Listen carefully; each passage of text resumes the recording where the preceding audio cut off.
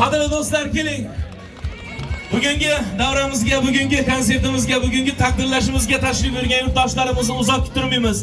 Hurmat va ehtirom bilan bugungi tadbirimizni va gala konsert dasturimizni ochiq deya e'lon qilishlar maqsadida To'rtko'l tumani hokimi Shomurodov Rustam Ozodovichni minbar oldiga taklif qilamiz.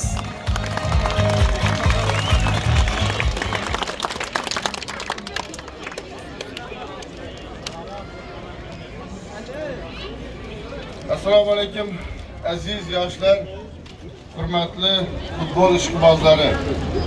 Bugungi kunda jismoniy sog'lom va barkamol avlodni voyaga yetkazish barchamiz uchun ustuvor vazifalardan biridir.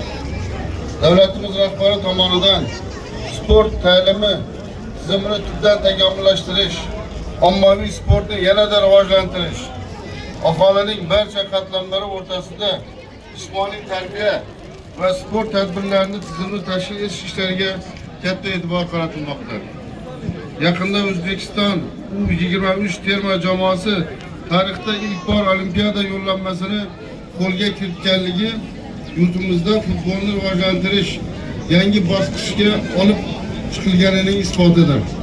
Tumanimizda ham joriy yilning aprel-may oylarida O'zbekiston Respublikasi Yoshlar ishlari agentligi, Sport vazirligi hamda Davlat xavfsizlik xizmati tashabbusi bilan mini futbol va shaxmat bo'yicha 49 ta mahallalardan 16-30 yoshdagi chaqqon, epchil va iqtidorli yoshlardan iborat jamoalar ishtirokida Davlat xavfsizlik xizmati kubogi musobaqalari bo'lib o'tdi. Rejaga muvofiq bahslar sektorlar kesimida boshlanib, eng kuchlilar tuman bosqichida bellashdilar. Bunda sportning mini futbol turi bo'yicha o'g'il bolalar o'rtasida birinchi o'rinni Ulug'bog' ovul fuqarolar yig'ini, ikkinchi o'rinni Jafun mahalla fuqarolar yig'ini, uchinchi o'rinni Navoiy mahalla fuqarolar yig'ini yoshlari mini futbol, qizlar o'rtasida esa birinchi o'rinni Navoiy mahalla fuqarolar yig'ini, ikkinchi o'rinni Paxtabod ovul fuqarolar yig'ini, uchinchi o'rinni Yashnobod mahalla fuqarolar yig'ini jamoalari egallashdi. Sportning futbol turi bo'yicha bo'lib o'tgan final bosqichida birinchi o'rinni Yonboshqala ovul fuqarolar yig'ini, ikkinchi o'rinni Navoiy mahalla fuqarolar yig'ini, uchinchi o'rinni Turkiston mahalla fuqarolar yig'ini jamoalari qo'lga kiritdi. G'olib jamoalarni g'alaba bilan qizg'in tabriklaymiz. Ularga Qoraqalpog'iston Respublikasi bosqichida ham faxrli o'rinlarni egallashlarini tilaymiz. Aziz yoshlar, ishonamizki, sizlardek shijoatli va vatanparvar yoshlarimiz bor ekan, vatan ravnaqi yo'lidagi ezgu maqsadlarimizga albatta yetamiz. Sizlarga sihat, salomatlik, kuch, g'ayrat va yuksak marralar tilayman. E'tiborlaringiz uchun rahmat.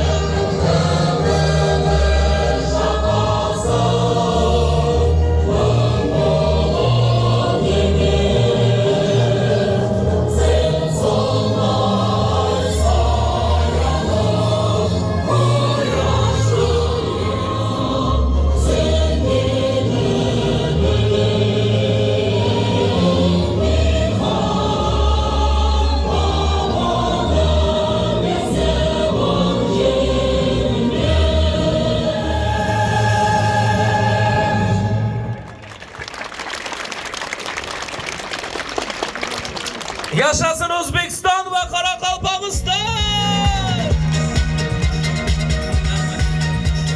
Qadrli do'stlar, taqdirlash marosimimizni boshlaymiz. Barchamizda hayajonli, motivatsiyada ushlatirgan daqiqalarga qizg'in yetib kelmoqdamiz desam mubolag'a bo'lmaydi. Demak, Davlat xavfsizlik xizmati raisi kubogi musobaqalari g'oliblarini taqdirlash marosimini boshlaymiz.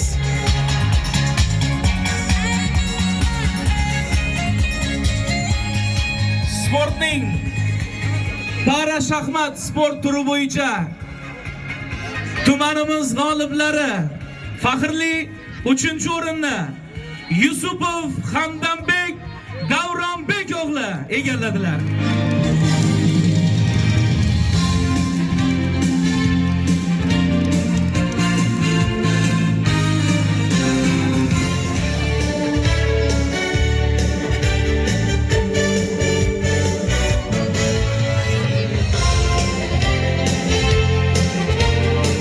Hazarov Farhod Shavkat o'g'li egalladilar. Tafsirlar.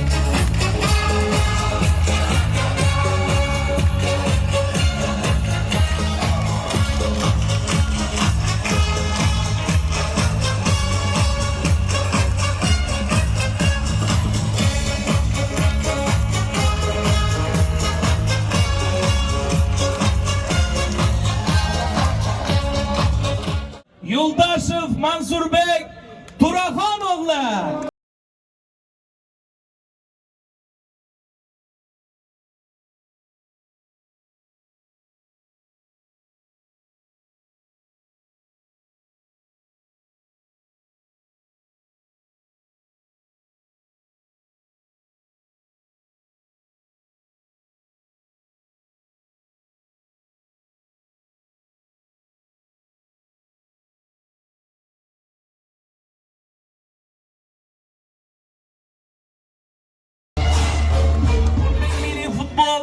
Turi bo'yicha 18 va 30 yoshgacha bo'lgan toifasida o'g'il bolalar o'rtasida tuman bosqichimizda faxrli 3-o'rinni Navoiy mahallasi jamoasi egalladi.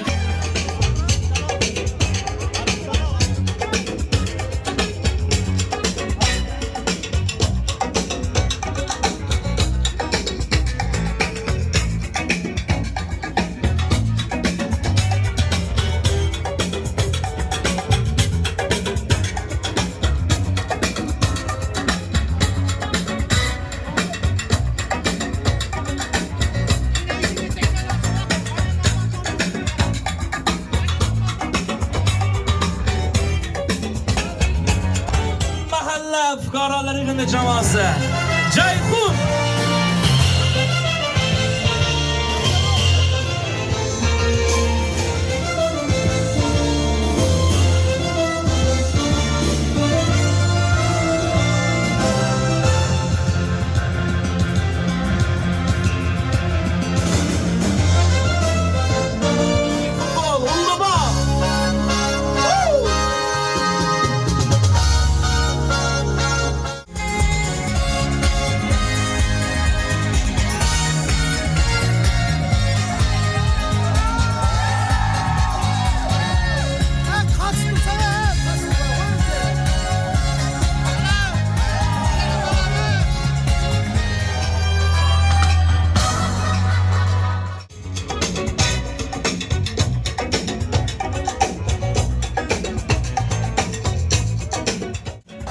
taqdirlanadilar. Paxtabod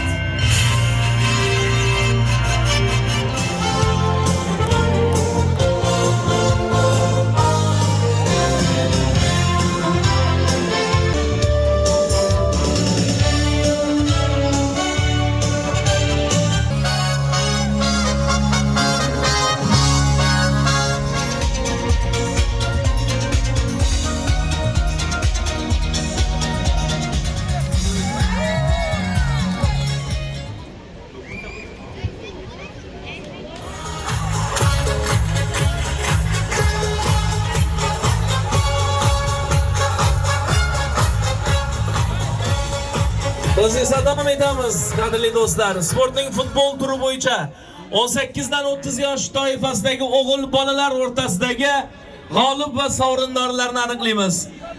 Faxrli 3-o'rin bilan tumanimizda Turkiston mahallasi yigitlariga bronza medallari va qimmatbaho sovg'alar topshiriladi.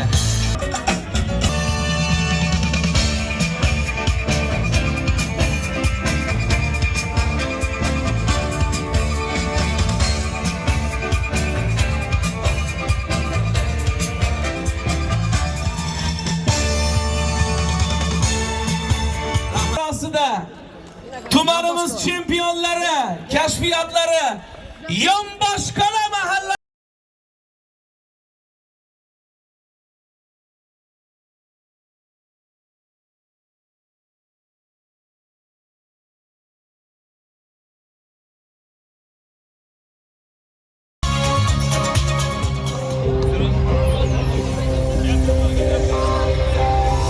I've paid my dues time after time.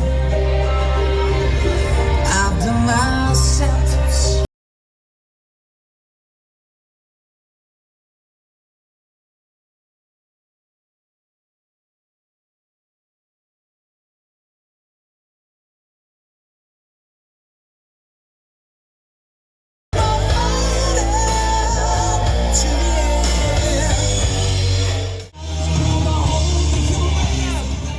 Аплодисменты, дорогие друзья! Bir chiroyli chapaklar bo'lsin!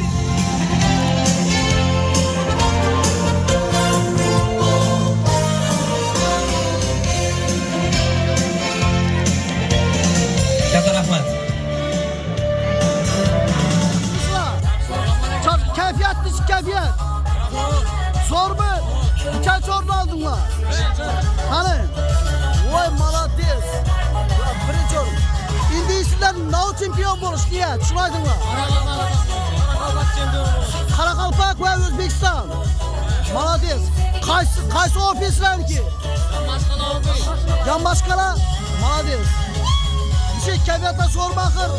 Bizi kanala. Молодец. Sog' bo'linglar. Rahmat.